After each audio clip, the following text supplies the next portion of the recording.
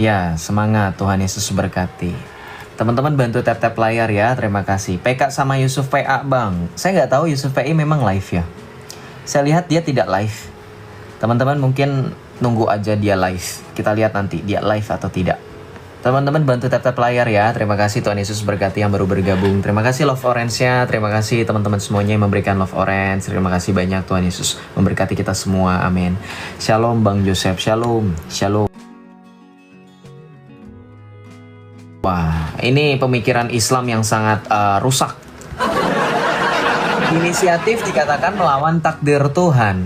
Inisiatif yang baik berarti melawan takdir Tuhan yang jahat gitu. Maksudnya apakah Tuhan menakdirkan kita menjadi orang yang, mohon maaf ya kalau saya boleh spelling aja, nggak ngomong frontal, DUNGU. DUNGU adalah orang seperti Hasbullah dan 1, berapa miliar orang yang suka bentur-benturin pala. Masa inisiatif dikatakan melawan takdir Tuhan, teman-teman? Berarti kalau kita berinisiatif untuk berbuat baik, berinisiatif untuk memuliakan Tuhan, nah inilah Islam. Makanya bahayanya teman-teman itu kalau memiliki pemahaman dan konsep iman yang kurang lebih sama dengan mereka, itu percaya dengan adanya takdir. Ini bahaya teman-teman. Kenapa? Begini, ketetapan, yang dimaksud dengan ketetapan artinya Tuhan menetapkan segala sesuatu dalam rancangan yang indah, rancangan yang baik. Kalau teman-teman baca dalam Yehezkiel kalau saya tidak salah, atau Yeremia, saya lupa, nanti saya cross check ya teman-teman, mohon maaf. Itu tertulis bahwa sebab rancangan yang ada pada Tuhan adalah rancangan yang membawa damai sejahtera, bukan rancangan yang membawa kecelakaan atau celaka. Artinya apa? Tuhan mau kita semua ini selamat. Tuhan mau kita ini bersuka cita dalam kebaikan, dalam keselamatan. Ketetapan Tuhan berbicara mengenai ketetapan yang berbicara kebaikan. Ketetapan yang menjelaskan atau menggaris bawahi bahwa kebaikan dan keselamatan. Ya. Tidak ada sama sekali bahwa ketetapan itu juga ada ketetapan di mana kamu tersesat. Ya, Hasbullah. Itu sama seperti Islam. Islam itu kenapa bisa seperti itu? Nah, kita coba diskusi sama Hasbullah. Kita naikkan dulu Hasbullah. Teman-teman, bantu dikencangkan tap layar ya, teman-teman. Terima kasih. Biar nggak gampang kena report. Kalau teman-teman tahu sendiri, tim saya itu paling sering kena target mereka. Shalom, Hasbullah. Selamat malam. Assalamualaikum. Waalaikumsalam wabil masih ilal haqiqi wa barakatuh. Silakan open cam bro. Nah ya, silakan. Kamu bilang tadi katanya di bawah di kolom komentar melawan atau melanggar hukum Tuhan. Bisa dijelaskan maksudnya apa bro? Ya jelas. Kalau melanggar hukum Tuhan artinya kan kita itu udah beda jalur. Kita udah di luar jalur ini. Jalur hukum. Sama dengan menentang. Jalur apa? Menentang apa? Kalau kita berinisiatif untuk memuji dan memuliakan Tuhan, apakah melanggar hukum Allah? Tidak, cuma kan kita udah ada aturannya. Kalau itu kan istilahnya wajibnya. Wajibnya kan harus dilaksanakan. Kalau tidak ada wajibnya sama aja bohong kalau kita mengerjakan yang sunnah-sunnahnya. Gitu. Oke, sekarang kalau diwajibkan, apakah sudah pasti semua Islam itu sholat? Tidak semua. Ya sudah. Tidak semua. Shalom Om Chris, shalom. Thank you Om Chris. Gini, kalau teman-teman Islam selalu mengutamakan yang namanya kewajiban, teman-teman secara logika sederhana. Terima kasih Kak Marlin. Secara logika sederhana, yang wajib itu yang harus, kudu, mesti. Oke, nah sekarang kalau Islam selalu membanggakan di mereka ada namanya kewajiban, apakah yang wajib itu selalu orang Islam kebanyakan lakukan? Faktanya tidak. Saya berani, ini tolong direkam teman-teman Islam. Anda boleh buktikan sendiri. Iris kuping saya, teman-teman Kristen juga boleh buktikan. Kalau di lingkungan teman-teman Kristen atau Islam ada masjid atau musola, coba sekali-kali tengok. Ketika sudah mulai orang teriak-teriakan, teriak-teriakan kenceng-kencengan suara, teman-teman perhatikan, coba tengok tempat di mana suara-suara yang melengking itu keluar. Apakah di situ banyak orang berkumpul? Sudah ada kata wajib, sudah dipanggil-panggil, diteriak-teriakin, apakah ada hasilnya? Nihil, saya berani buktikan. Masjid yang segede gaban, musola dan masjid yang berdekatan, hanya terisi paling banyak itu 1 baris 2 baris. Dengan orang Kristen, Orang Kristen yang katanya Islam itu hanya ibadah seminggu sekali, kami dibagi waktunya menjadi jam-jamnya saking banyaknya kami. Dan itu pun tanpa harus diteriakin satu persatu, tanpa adanya orang yang teriak, "Woi, ke gereja, woi." Orang Kristen itu lebih sering bahkan datang 1 jam minimal sebelum beribadah. Mau teman-teman yang Protestan, mau teman-teman yang Katolik, mau teman-teman yang Ortodoks. Kenapa? Karena kami tahu kami itu beribadah dengan hati yang bersukacita. Begitu bro. Jadi maksudnya begini, kalau di dalam istilahnya analoginya sederhana, ketika kita beribadah, diwajibkan, udah gitu diteriakin, dan seterusnya. Apakah itu membuktikan iman kita berkualitas? Belum tentu. Lihatlah Islam. Ya, lihatlah Islam. Saya 18 tahun jadi Islam. Umur saya sekarang 20 tahun. Berarti saya sudah murtad 2 tahun sebelumnya. Murtad 2 tahun sebelumnya. Sampai umur saya 18 tahun, tidak pernah sekonyong-konyong saya temukan orang Islam ada di masjid 1 jam sebelumnya. Sebelum ibadah. Nggak pernah. Paling banter itu 10 menit lah mereka ada di masjid. 1 jam sebelumnya itu nggak ada. Ya, jadi seperti itu bro, hasbullah. Ya, Jadi kalau berbicara mengenai iman, teman-teman, sekali lagi turun dia. Berbicara mengenai iman, teman-teman, kita yang orang Kristen harus berbangga. Bukan artinya kita memiliki kesombongan rohani, bukan. Tapi kita dididik untuk artinya merendahkan diri kita di hadapan Allah, di hadapan Tuhan, bahwa kita datang sebagai hamba, sebagai anak-anaknya. Dan ketika kita dikatakan sebagai anak, maka seorang anak yang baik akan tentunya setelah dinasihati 1-2 kali oleh orang tuanya, pasti akan mendengarkan. Tidak perlu lagi dinasihati berkali-kali. Setuju nggak teman-teman?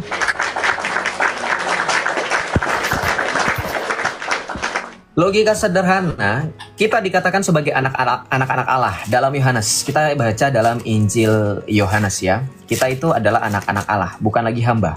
Dalam 1 Korintus juga tertulis demikian bahwa kita bukan lagi hamba, tetapi adalah anak-anak Allah. Di dalam Yohanes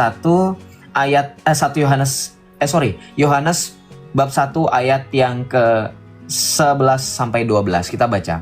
Ia datang kepada miliknya, tetapi orang-orang miliknya itu tidak menerimanya. Namun semua orang yang menerimanya diberinya hak supaya menjadi anak-anak Allah, yaitu mereka yang percaya dalam namanya. Kita dikatakan sebagai anak-anak Allah. Artinya apa? Maksudnya apa?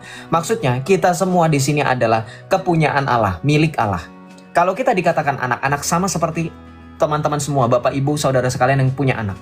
Kalau bapak ibu saudara-saudari sekalian sudah punya anak atau punya keponakan, mereka adalah anak-anak, mereka pasti dinasihati 1 kali 2 kali, mereka pasti paham. Setuju nggak? Nah, makan, pasti mereka makan. Kedepannya mereka tidak perlu disuruh untuk makan, pasti mereka akan menghampiri kita duluan. Mah mau makan, pah mau makan. Betul nggak? Sama seperti kami orang Kristen, ketika kami mau memuliakan, beribadah, memuji Tuhan, kami tidak perlu disuruh oleh Tuhan. Kami tidak perlu dipanggil, Joseph, ayo beribadah. Krisan, ayo beribadah. Ya, tidak seperti itu lagi. Tapi kami sebagai anak akan menghampiri Allah Bapa kami untuk memuji dan memuliakan dengan sukacita tanpa terpaksa, apalagi dengan embel-embel wajib.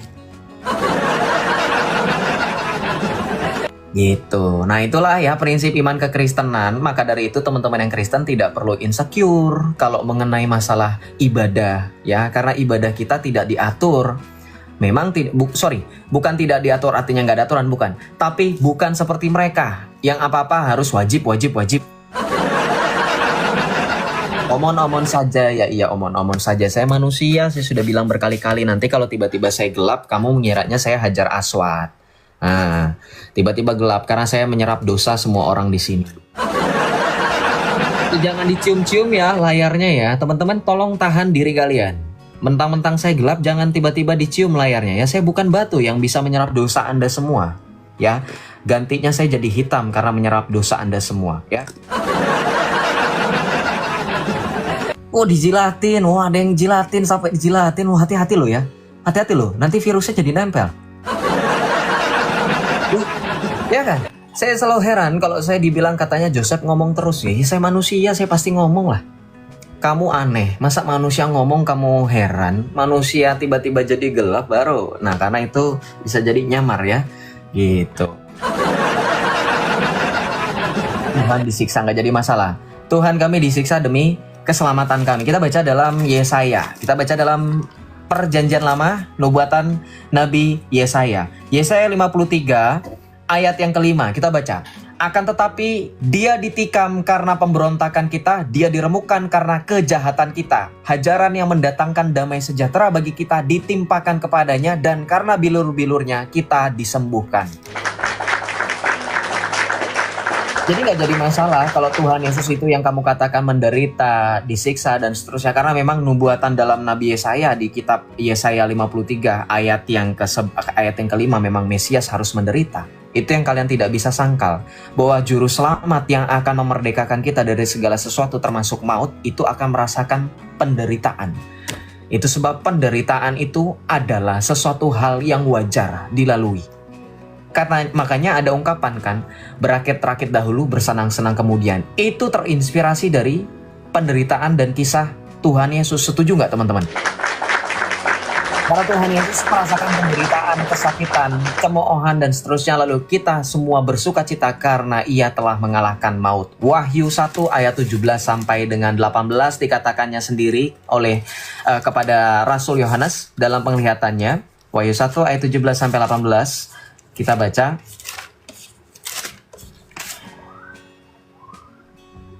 Ketika aku melihat dia, sujudlah aku di depan kakinya sama seperti orang yang mati. Ia meletakkan tangan kanannya di atasku lalu berkata, jangan takut, akulah yang awal dan yang akhir dan yang hidup. Aku telah mati namun lihatlah aku hidup sampai selama-lamanya dan aku memegang segala kunci maut dan kerajaan maut. Gitu. Ya. Semakin diberkati pelayanannya Joseph. Terima kasih Kak Astina. Semakin diberkati juga Kak Astina dan teman-teman semua yang mendengarkan. Terima kasih. Yesus pintar ngomongnya. Betul, Yesus pintar ngomong. Yesus pintar dalam segala sesuatu karena Yesus adalah orang.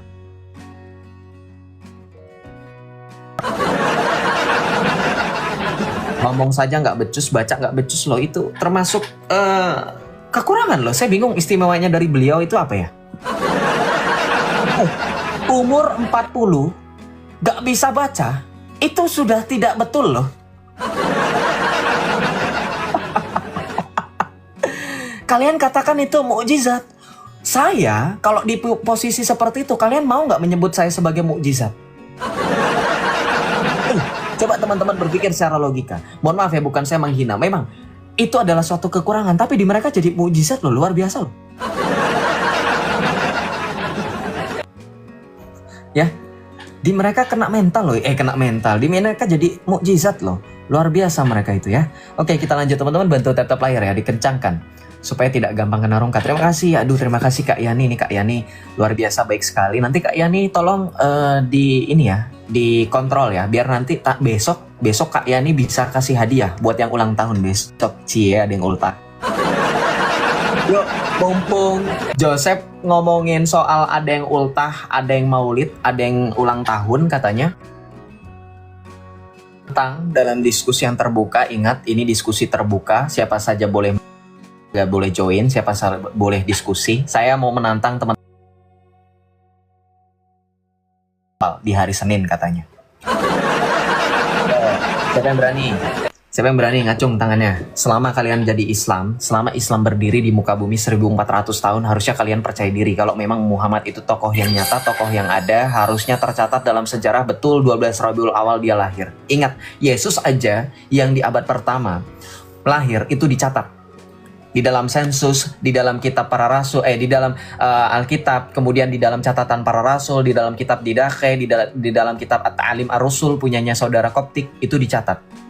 Nah, di dalam catatan Liber Pontificalis itu dicatat. Kenapa Muhammad yang ada di abad ke-7 nggak ada catatan sejarah yang konkret?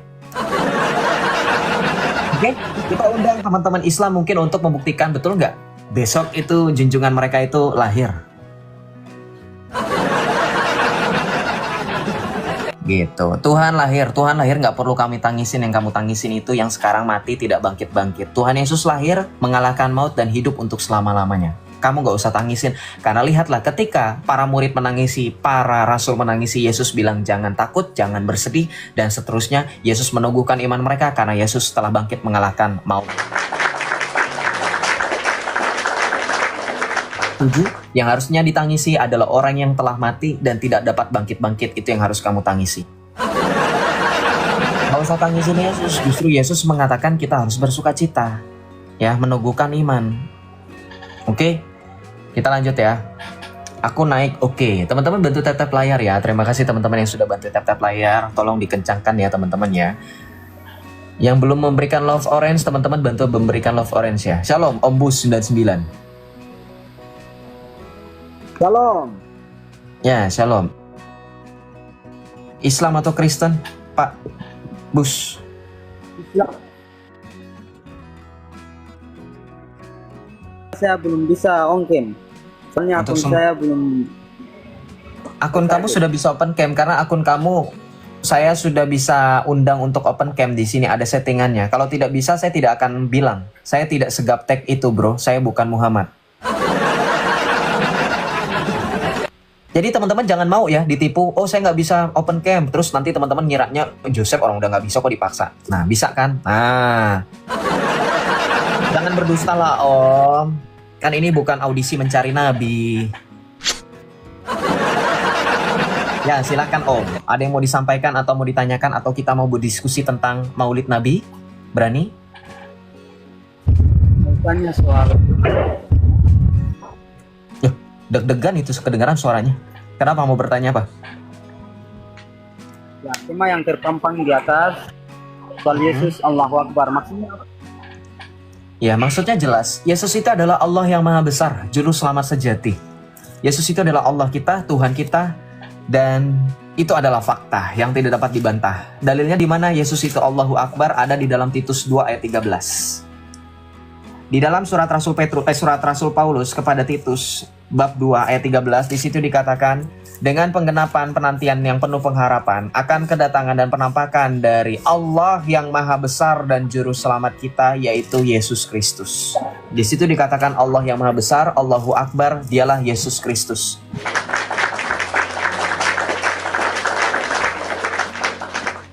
Gimana?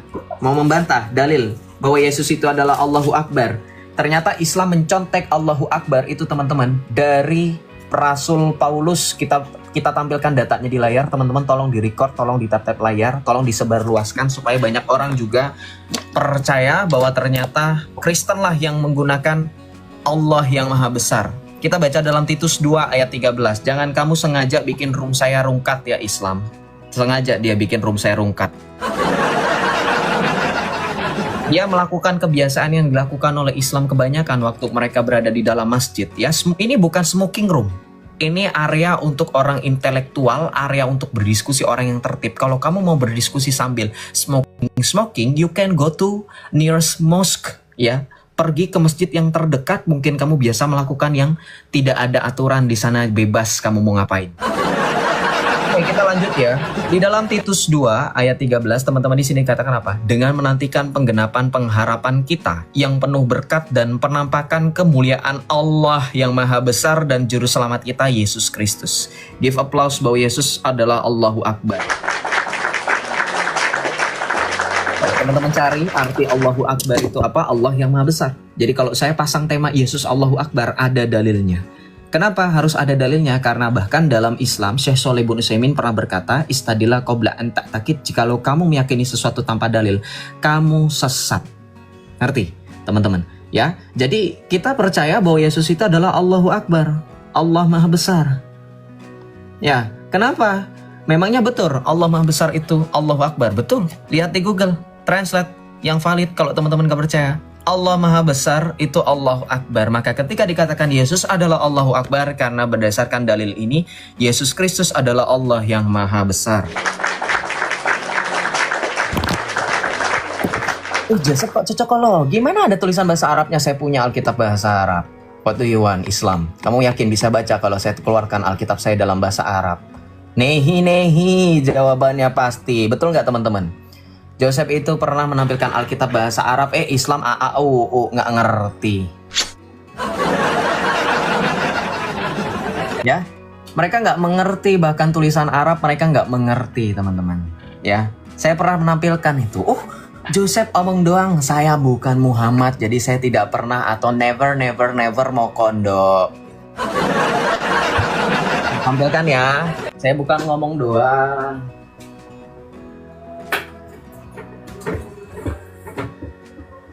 Mari kita tampilkan. Aduh, kok copot kumis saya.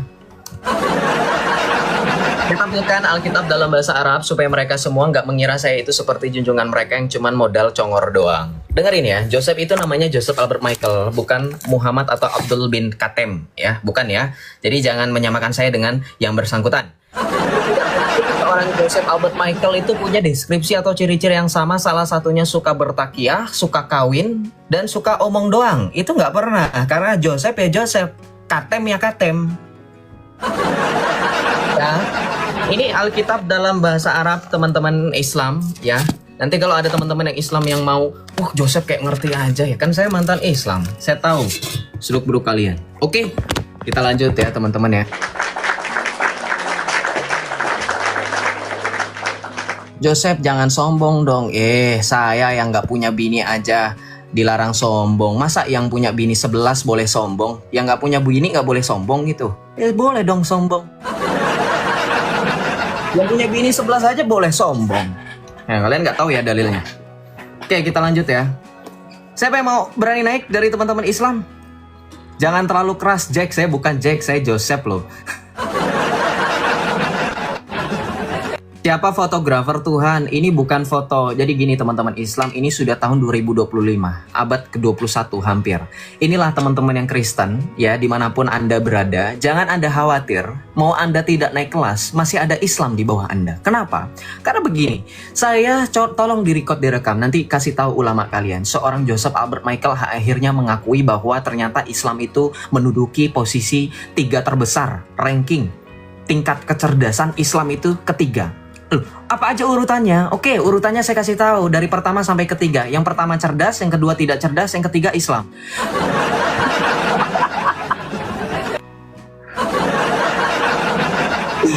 Itu di bawah sudah pasti langsung gembira gitu. Akhirnya kita posisi ketiga. Lalu pas denger langsung begini.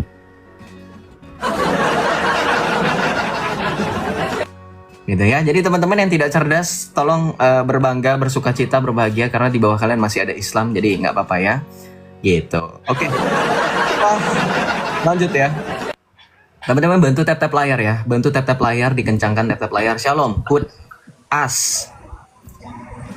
Shalom, Hud. Selamat malam. Ayo ke neraka, Bang. Loh, ngapain saya? Saya belum siap, saya nggak bawa apa-apa. Nanti kalau saya ketemu Muhammad nggak bawa apa-apa, nggak enak saya. Saya itu tipikal orang yang kalau bertamu itu harus bawa jinjingan. Bener kan? Tadi katanya, ayo bang ke neraka. Ya saya bilang, saya belum siap bertemu dengan Muhammad. Kalau saya mau bertemu itu selalu saya harus bawa sesuatu gitu kan. Nggak enak kalau kita ketemu orang gitu kan, udah jauh-jauh, nyapain gitu kan, disediain hidangan tapi kita nggak ada sopan santun gitu loh. Makanya saya mau supaya kalau misalkan kamu mau mengajak saya untuk bertemu dengan Muhammad, Nabi kamu, ya nanti gitu saya siapin dulu bekal saya gitu. Nanti kalau misalkan saya ketemu biar ada nih buat kamu gitu, oleh-oleh gitu ya.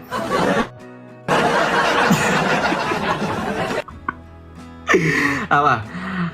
Gimana? Mau diskusi atau mau cuman ngajakin saya ketemu Muhammad? Kalau ngajakin saya ketemu nanti aja ya.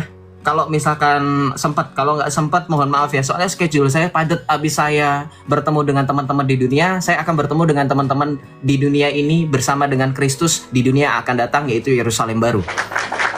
Saya takut nggak sempat kalau ketemu Muhammad gitu, takut nggak sempat soalnya beda nanti ya, beda jalur soalnya. Takutnya nggak boleh masuk gitu ya, restrict area gitu, forbidden gitu ya. Gimana? Mau diskusi atau cuman mau congor doang? Kalau mau congor doang saya turunin ya. Soalnya saya nggak punya banyak waktu untuk nanggepin orang yang congor doang.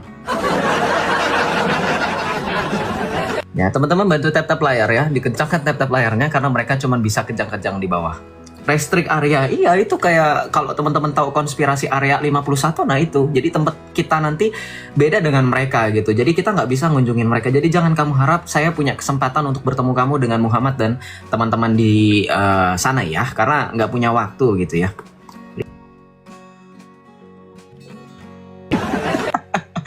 Kita lanjut ya teman-teman. Sekali lagi mohon report ya. Karena dari mereka itu kebanyakan tukang report ya. Selevel alien. Alien saja itu punya kemampuan yang lebih luar biasa. Ya, kalau yang sebelah katanya ngakunya bisa belah bulan. Alien itu kan secara film ada kan? Ya, shalom Om Bus, silakan.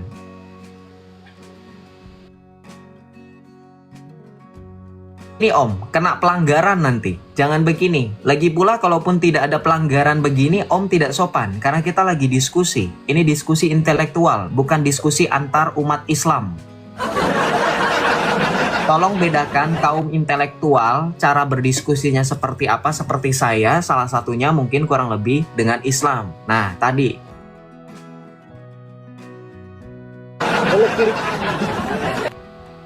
Ya? Boleh kirim apa yang tadi. Gimana? Sorry. Terima di sini. Gimana, boleh buka kamera? Mungkin. Ya. Iya, buka kamera. Ya, silakan dibuka. Ya, silakan. Oke. Tadi kan Bapak bilang Yesus itu adalah Allah. Keyakinan kalian kan? Bukan hanya di keyakinan kami. Di keyakinan kalian pun Yesus itu Allah loh. Siapa bilang Yesus itu adalah Allah? Al-Quran yang bilang Yesus itu Allah. Serius, Ya, kamu mau Al-Quran bertanya tidak ini? Boleh nggak saya tampilkan ayatnya? Boleh nggak saya tampilkan ayatnya bahwa Al-Quran mengatakan Yesus itu Allah? Boleh nggak? Boleh nggak? Ayat apa itu? Oke, saya tampilkan ya. Dalam surah Al-Hadid ayat 3. Surat Al-Hadid ayat 3, teman-teman Islam tolong dibuka, dibaca. Oke, sekarang kita bukakan, saya tampilkan di layar. Teman-teman mohon bantu tap-tap layar sambil mendengarkan dan menyimak. Pak, siapa namanya? Pak Ombus, tolong di-mute dulu karena suaranya noise. Jadi sembari memperhatikan, Bapak juga menyimak. Ya, karena memperhatikan belum tentu menyimak. Saya ingatkan buat Islam selain memperhatikan tapi juga menyimak. Lihat, Pak Ombus baca di sini dalam surah Al-Hadid ayat 3. Wal awwalu wal akhiru wal zahiru wal batin wa huwa bikulli syai'in azim. Ayat yang sangat aneh menurut saya. Kenapa? Orang Kristen menghormati orang Islam yang mengatakan Al-Quran adalah perkataan Allah. Setuju? Setuju Om Bus? Silahkan kalau setuju mengangguk. Ngangguk, oke. Al-Quran perkataan Allah. Kenapa aneh Joseph? Kenapa Allah yang mengatakan sesuatu tetapi Allah menggunakan kata ganti dia? Menggunakan kata ganti dia. Dialah yang maha awal. Dia. Kayak lagu dangdut dong. Hanya dia. Ketawa dia. Kalau ini perkataan Allah dan ini merajuk kepada Allah, kenapa Allah tidak pakai kata ganti ana? Anal awwalu wal akhiru wal zakhiru. Akulah yang awal, yang akhir, yang maha zahir. Kenapa Allah pakai kata dia? Siapa dia di sini? Dia di sini bukan jelas bukan Allah. Kenapa? Sekali lagi, kalau ini Allah harusnya pakai kata ganti aku. Akulah yang awal, akulah yang akhir. Kenapa bisa seperti itu Joseph? Wong Yesus yang katanya manusia aja lebih cerdas dari Allah dalam menggunakan kata ganti. Nah, kita bandingkan dengan perkataan Yesus dalam kitab Wahyu, teman-teman. Perkataan Yesus yang sama seperti Islam di dalam Al-Quran mereka tadi. Ya, bukan berarti Yesus nyontek ya. Secara waktu Yesus datang duluan sebelum Muhammad. Ya, kita baca di sini. Wahyu 1 ayat 17 kita baca dulu dalam bahasa Indonesianya supaya Pak Ombus bisa memahami.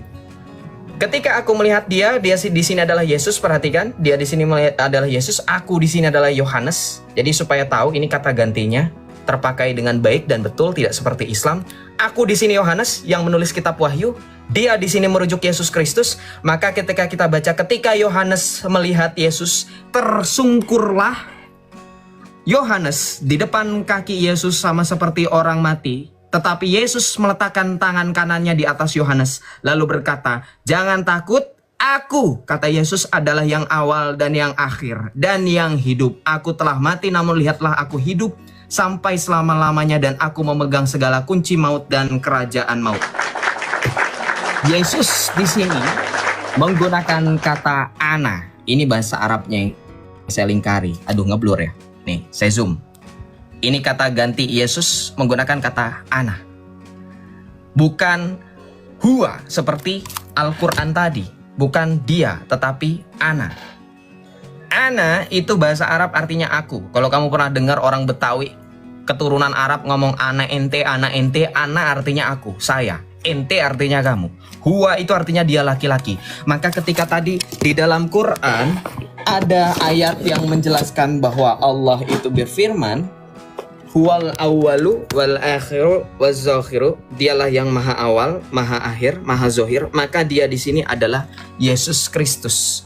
Kenapa? Karena Yesus yang mengatakan akulah yang awal dan yang akhir. Karena dalam bahasa Arabnya dikatakan Yesuslah yang awal dan yang akhir. Baca di sini. Ana, di sini pakai kata ganti ana. Bukan huwa seperti di dalam Islam.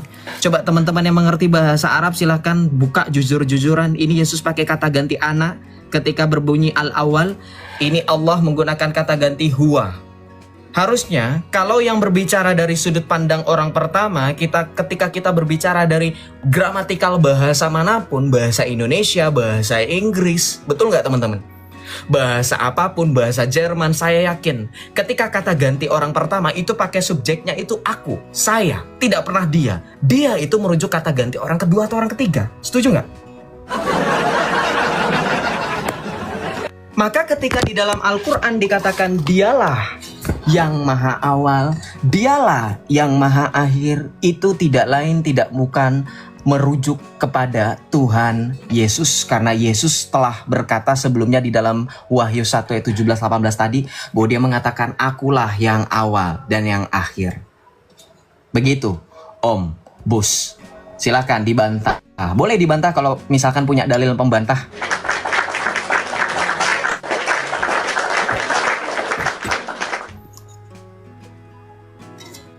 Boleh dibuka dulu mic-nya. Teman-teman bantu tap-tap layar, dikencangkan tap-tap layarnya ya teman-teman ya. Supaya akunnya tidak gampang kena rungkat. Mohon bantuannya teman-teman ya. Terima kasih, Tuhan Yesus memberkati teman-teman semuanya. Silakan Om Bus untuk buka mic-nya. Saya sudah undang buka mic. Kalau Om Bus tidak mengerti cara buka mic, silakan dibuka mic-nya. Kalau misal Om Bus ada keberatan atau menerima. Menerima, saudara? Yesus adalah Allah. Saya ingin menanggapi apa yang tadi sudah disampaikan oleh Bapak Joseph tadi, bahwa itu harusnya harus memakai kata aku dan bukan dia. Ini kan, kalau pakai kata ganti dia, Pak, contoh begini, saya bilang begini, dia ganteng, dia tampan, dia cerdas, dia kaya. Orang pasti sudah mengerti, dia yang dimaksud sudah jelas bukan Joseph. Jadi ketika ditanya sama orang, Joseph, dia itu siapa sih orangnya? Penasaran saya. Nggak mungkin saya ngomong, ya saya sendiri lah. Orang pasti akan mengatakan saya orang aneh atau orang majnun seperti dalam surah Al-Hijr ayat 6. Wahai orang yang kepadanya diturunkan Al-Quran, sungguh engkau adalah orang gila. Tapi karena saya waras dan saya dengan pengetahuan basic dasar saya mengerti kata ganti itu sederhana dan mudah. Ketika dikatakan dia, maka merujuk kepada orang lain, bukan diri sendiri. Maka ketika di dalam Al-Quran digunakan kata ganti dia di situ adalah Tuhan Yesus, bukan Allah yang ada di dalam Al-Quran atau disembah oleh Islam. Silakan dibantah pakai dalil, silakan ditanggapi. Kenapa? Tadi surat apa tadi? Dalam surah Al-Hadid ayat 3. Al-Hadid ayat 3. Kenapa di dalam surat Al-Hadid ayat 3 menjelaskan bahwa dialah yang awal dan yang akhir? Karena memang begini, di dalam ayat tersebut itu menerangkan bahwa Tuhan itu adalah satu dari yang awal dan dialah yang akhir. Maksudnya begini, Al-Quran itu ingin menerangkan. Pak, sekarang gini aja, saya nggak mau buang-buang waktu, Bapak berputar-putar. Mohon maaf, teman-teman yang kayak gini nggak bisa kita biarkan karena dari awal sudah blunder. Saya nggak jadi masalah Bapak bilang Al-Quran menjelaskan Tuhan itu satu, betul. Allah itu Esa, 1 Timotius 2 ayat 5, sebab Allah itu Esa, 1 Korintus 8 ayat 6. Namun bagi kita hanya ada satu Allah. Yang Bapak saya katakan blunder, Al-Quran itu perkataan Allah, setuju nggak?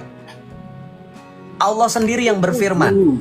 Nah, kalau Allah sedang bercerita tentang Tuhan, artinya Allah itu adalah Tuhan yang dimaksud, harusnya pakai kata ganti di aku, Pak, bukan kata ganti dia. Ngerti? Pak Joseph harus paham dalam Al-Quran hadis. Kenapa? Kalau kata firman itu di dalam Al-Quran itu ada dua perkataan, kata firman dan kata hadis. Oh, dalam Harus Al-Quran paham. ada dua perkataan katanya teman-teman. Al-Quran dan hadis. Kok bisa? Ini ilmu dari mana lagi nih?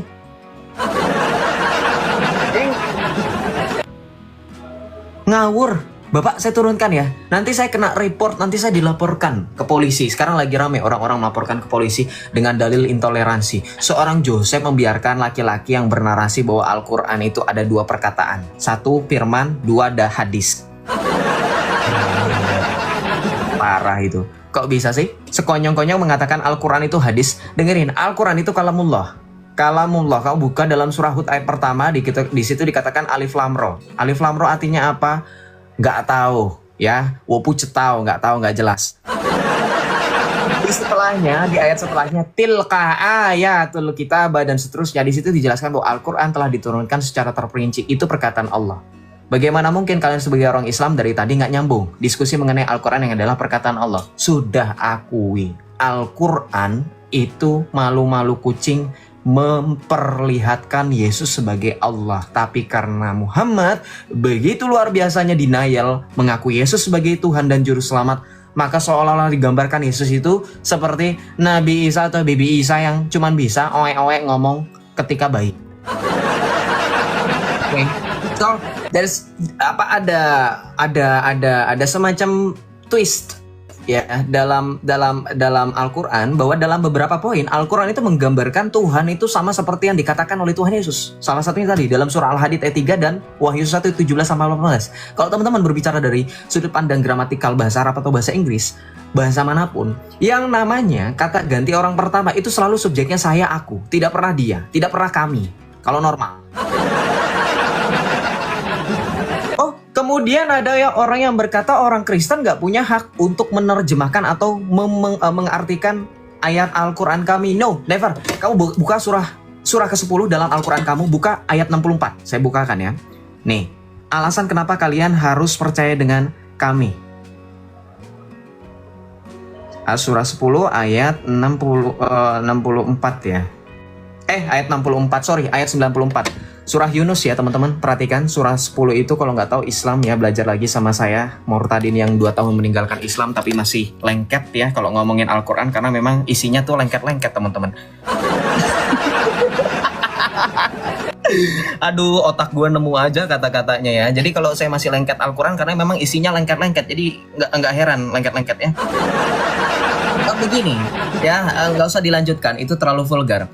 Kalau teman-teman baca dalam surah Yunus ayat 94, kenapa ngomong sama orang Kristen? Kenapa? Karena kalau kamu baca di sini dijelaskan bahwa jika engkau Nabi Muhammad berada dalam keraguan tentang apa kisah Nabi terdahulu yang kami turunkan kepadamu, tanyakanlah ke siapa? Kepada orang-orang yang membaca kitab sebelum kamu. Tanya sama kami. Muhammadmu itu nggak tahu apa-apa, makanya saya terus terang selalu mengatakan nggak tahu apa-apa. Nanya sama saya, nanya sama orang Kristen, nanya sama orang-orang yang membaca kitab sebelum kamu. Siapa sebelum kamu? Ya orang Kristen. Jangan tanya, kenapa? Teman-teman, kalau masih denial, kok begini Joseph? Emang betul ya? Ya, coba kita buka lagi kalau nggak percaya dalam surah Al-Maidah ayat 101. Saya bukakan buat teman-teman semuanya. Ini saya tidak menghujat ya, saya based on data semuanya valid dari Al-Quran. Kenapa disuruh nanya sama orang Kristen? Kita buka dalam surah Al-Maidah ayat 101. Alasannya kenapa? Wahai orang-orang yang beriman, janganlah kamu menanyakan kepada nabi kamu hal-hal yang jika diterangkan kepadamu niscaya menyusahkan. Artinya apa? Lu nggak usah banyak tanya sama Muhammad, nyusahin. Orang junjungan lu yang lu suruh nanya sama dia aja kagak bisa, kagak becus, dikata nyusahin katanya. Makanya nanya sama kita.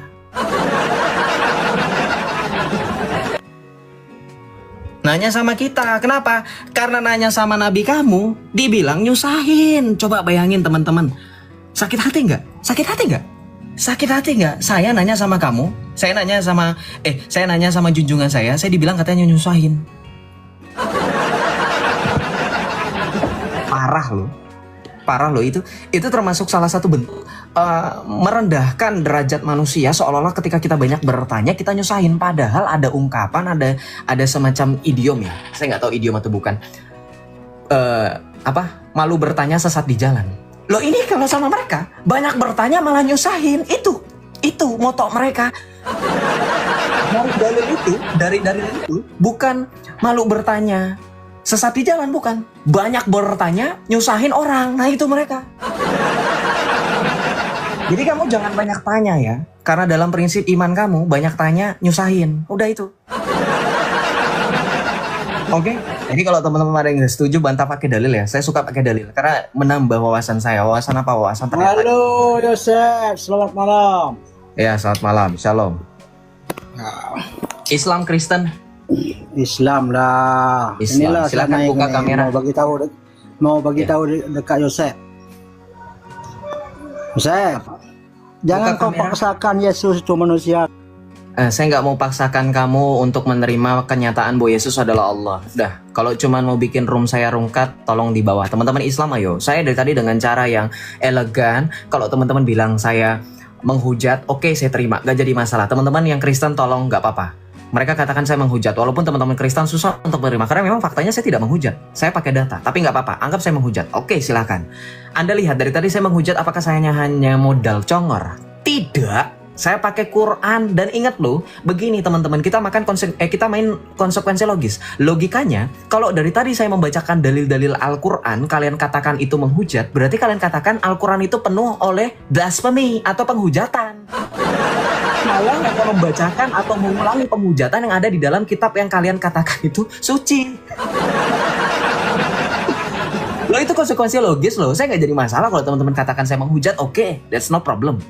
For me it's not problem. Tapi kalau kamu ngotot itu menghujat, saya dari tadi tuh baca Quran, ngasih tahu kalian ini ayatnya, ini surahnya. Kalian katakan ini menghujat, berarti kalian mau secara tidak langsung mengakui ayat-ayat yang kalian katakan suci ternyata hanya berisi hujatan yang ketika dibacakan oleh orang yang jujur itu ternyata bunyinya bukan suci tapi hujat. Ngerti? Oke, ini saya terima dulu PK. Unzila aba'uhum fahum yu'qin. Udah nggak usah baca surah Yasin. Yasin itu nggak ada apa-apanya. Saya kalau disuruh baca surah Yasin saya lebih hafal daripada kamu.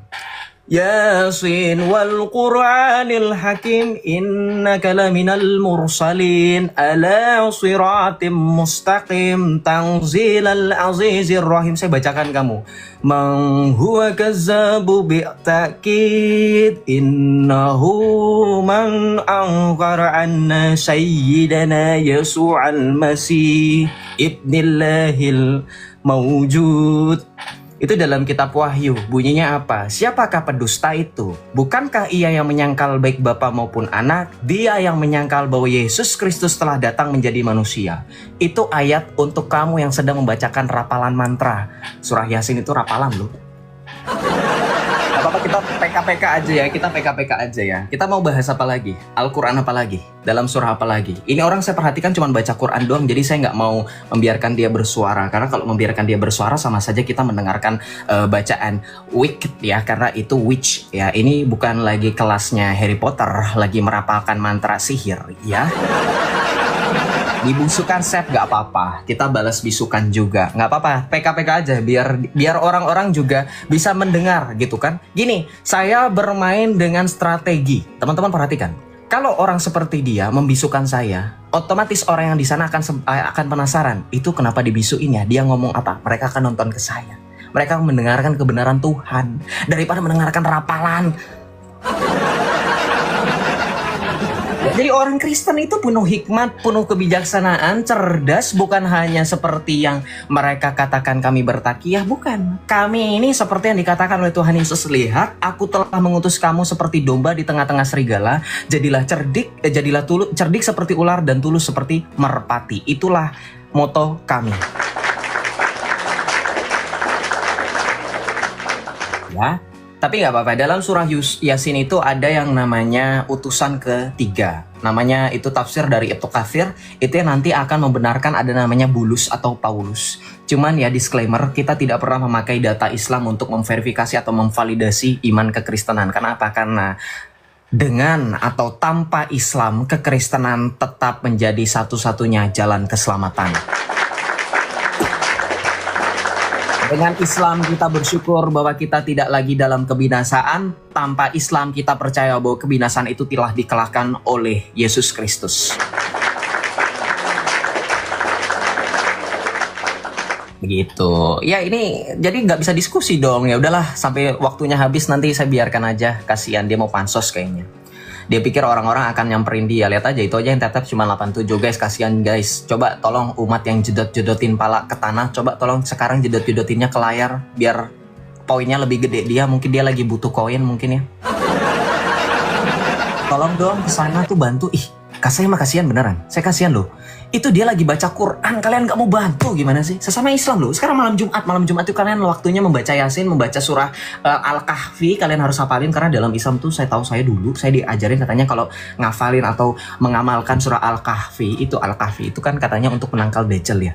Katanya kalau dibaca itu kita terhindar dari fitnah Dajjal. Coba dibantu itu kakaknya ya sambil merem-merem gitu. Kak, kenapa merem-merem Kak lagi membaca ayat yang berisi kenikmatan dalam surah An-Naba? Akan disediakan gadis sebaya yang berdada montok dia begini-begini. Saya membaca Alkitab, saya membaca kitab suci itu nggak pernah begitu loh. Ya, saya nggak pernah. Ini kenapa merem-melek?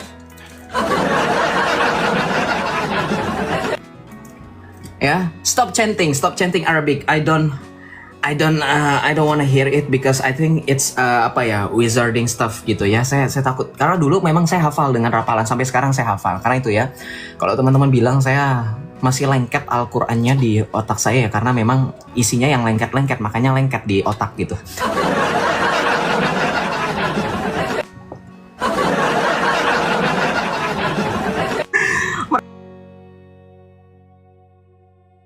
Otak kamu lengket di kepala kamu karena memang isinya lengket-lengket gitu. Kayak saya gini aja ya, saya baca juga gini. Bismillah wal ibn waruhil quddus alillahi wahid. Amin. Abana alladzi fis samawati kutub litakun masyiatuk kama fis sama'i kadzalika lal ard atina khubsana kafafa yaumina waghfir lana khotoyana kama nahnu naghfir laman akhsa'a ilaina wa la tudilna fit tajrib lakin najina min asyirir li anna laka al mulka al quwwata al majd al abadi dahirina amin. Assalamu alayki ya Maryam ya mumta'aliyatan ni'amah rabbu ma'aki mubarakatun anti fin nisa'i wa mubarakatun samrat batniki sayyidina Yesu al masiyah ya qaddisa Maryam ya walidatullah li ajlina nahnu khata'ana al-an wa fi sa'ati mautina al-majdu lil ab wa ibn warhil quddus al-an wa kullu awanin wa ila dahir dahirina amin. Bismillah wal ibn warhil quddus al-ilahi wahid amin. Ya, lagi baca Quran aja dia begini-begini. Anda baca Quran atau Anda lagi minta ditap-tap? Lagi baca Quran ya begini-begini. Saya berdoa saya begini ya. Saya nggak begini-begini. Abana aladzi. Ini lagi baca Quran, perkataan Allah begini-begini. Kamu mau minta ditetep sama saya atau minta ditetep sama Allah? Habis ditetep sama Allah kamu ngapain? Ayo teman-teman yang Islam, daripada teman-teman nonton di sebelah hanya mendengarkan orang bacaan Al-Quran yang cuman karena suaranya bagus, saya juga bisa loh. Saya juga bisa bacanya bagus. Ya, suara saya bagus loh. Suara saya bagus. Rakat aina ya syaukat wali taibat rafat asyakat. Suara saya juga lumayan ya. Tapi yang membedakan adalah orang Kristen itu tidak perlu membagus-bagusan bacaannya karena yang intinya adalah isinya gitu ya, nggak seperti Islam. Oke gitu ya teman-teman, bantu Tata. Ini kasihan loh dia followers. Aduh, kita mau bahas apa nih? Islam. Halo Islam yang baru bergabung. Kenapa dia layarnya? Kenapa dia seperti itu layarnya? Oh, Ayo baca apa lagi? Baca apa lagi? Oh, saya nyanyi Arab aja ya.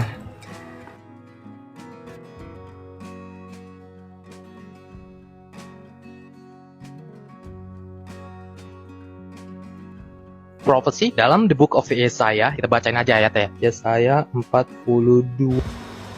Salve teman-teman dari stitch video tadi. Sebenarnya ini stitch video yang udah lama gue simpan, pengen gue stitch tapi belum sempet. Nah sekarang mumpung sempet dan juga kebetulan lagi nunggu masa suspend dari TikTok ya.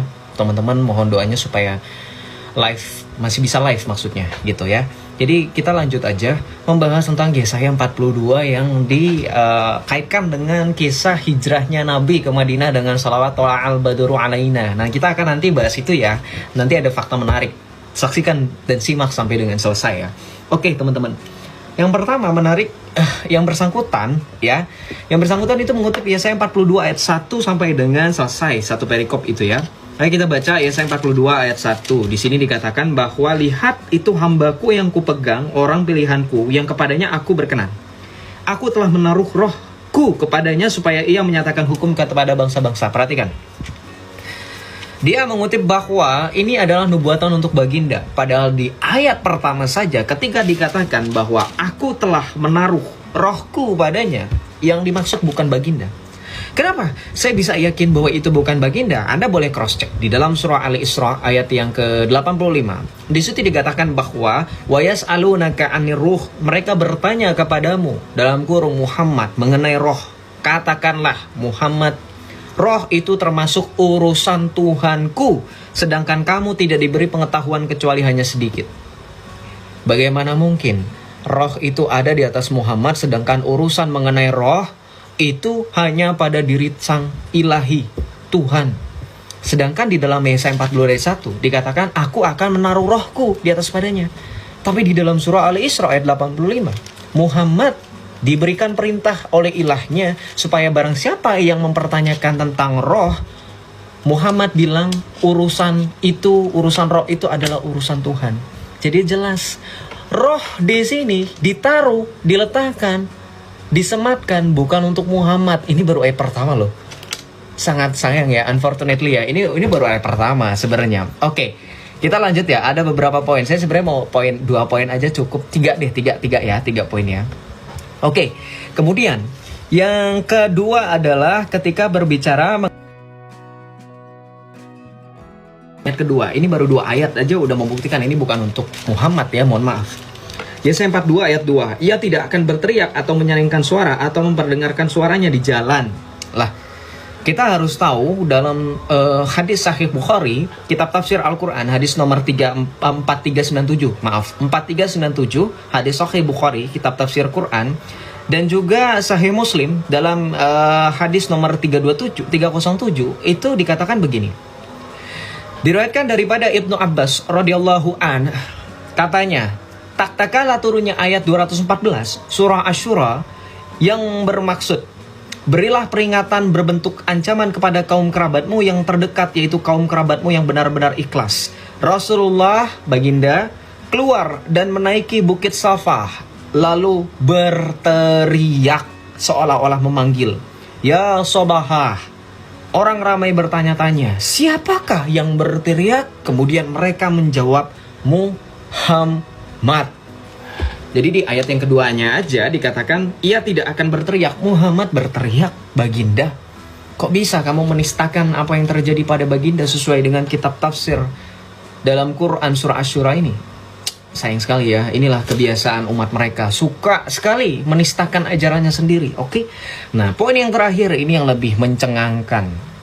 Teman-teman, ketika yang bersangkutan mengutip ketika diserukan bahwa ini hadis ini mengenai mengenai pujian syair Tola'al Badru Alaina, ini adalah begini-begini, enggak ada hubungannya dengan Yesaya 42, nyanyian baru, tidak. Kenapa? Bahkan dalam Islam pun hadis mengenai Tola'al Badru Alaina ini dikatakan sebagai hadis dhaif.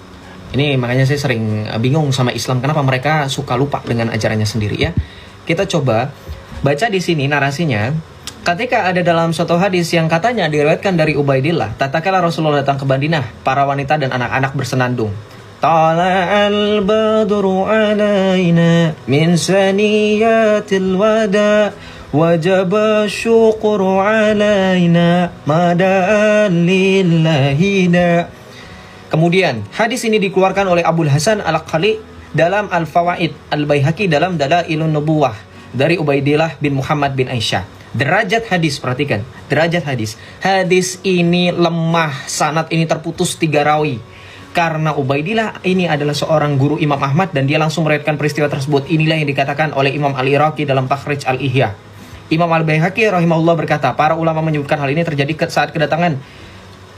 saat kedatangan Rasulullah SAW ke kota Madinah dari kota Mekah, bukan kedatangan beliau dari Saniyatul Wada saat pulang dari perang Tabuk. Ini aja udah beda kronologi sejarahnya ya, beda ini ya. Oke, kemudian hal ini dibantah oleh Ibnul Qayyim dalam Zadul Ma'ad. Ini adalah sebuah kekeliruan yang sangat nyata karena daerah Saniyatul Wada itu di arah Syam. Daerah ini tidak pernah dilewati oleh orang yang datang dari Mekah ke kota Madinah dan tidak akan melewatinya kecuali bila ia meneruskan perjalanan ke Syam. Disalin dikutip dari buku Hadis Lemah dan Palsu yang populer di Indonesia, karya Ustadz Ahmad Sabik. Ya ampun, Islam sebegitunya kalian berusaha untuk mempreteli dalam tanda kutip, mengutip-ngutip ayat Alkitab kami untuk mengatakan bahwa eksistensi baginda itu sebagai nabi ternyata berisi jelas-jelas sekali ya, hanya sebatas omong kosong.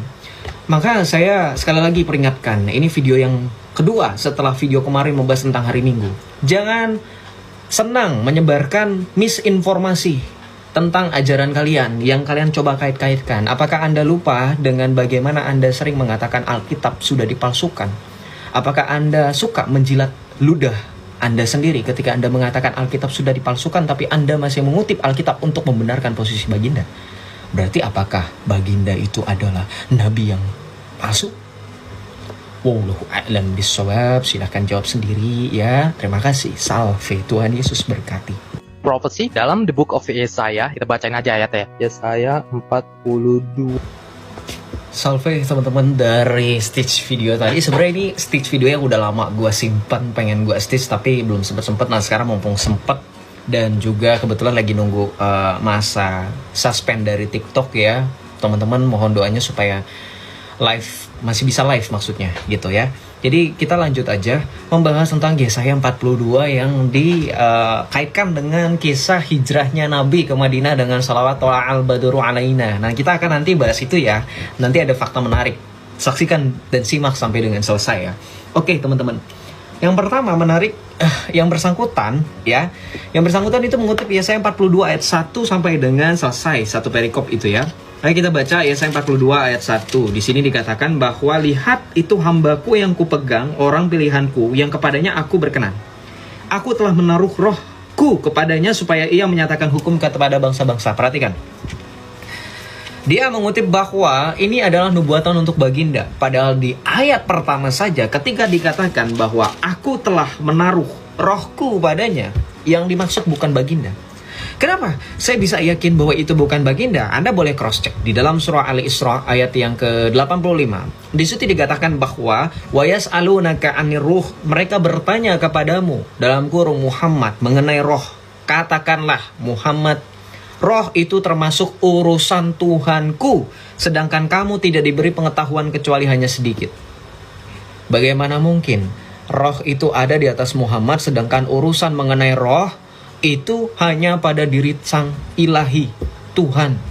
Sedangkan di dalam Yesaya 42 ayat 1 dikatakan aku akan menaruh rohku di atas padanya.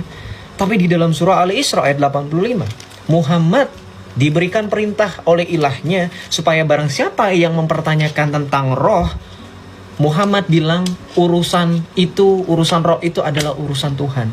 Jadi jelas roh di sini ditaruh, diletakkan, disematkan bukan untuk Muhammad. Ini baru ayat pertama loh. Sangat sayang ya, unfortunately ya. Ini baru ayat pertama sebenarnya. Oke, kita lanjut ya. Ada beberapa poin. Saya sebenarnya mau 2 poin aja cukup. 3 poin ya. Oke, kemudian yang kedua adalah ketika berbicara mengenai Yesaya 42 ayat 2. Jadi saya berurutan ya. Ayat kedua, ini baru 2 ayat aja udah membuktikan ini bukan untuk Muhammad ya, mohon maaf. Yesaya 42 ayat 2. Ia tidak akan berteriak atau menyaringkan suara atau memperdengarkan suaranya di jalan.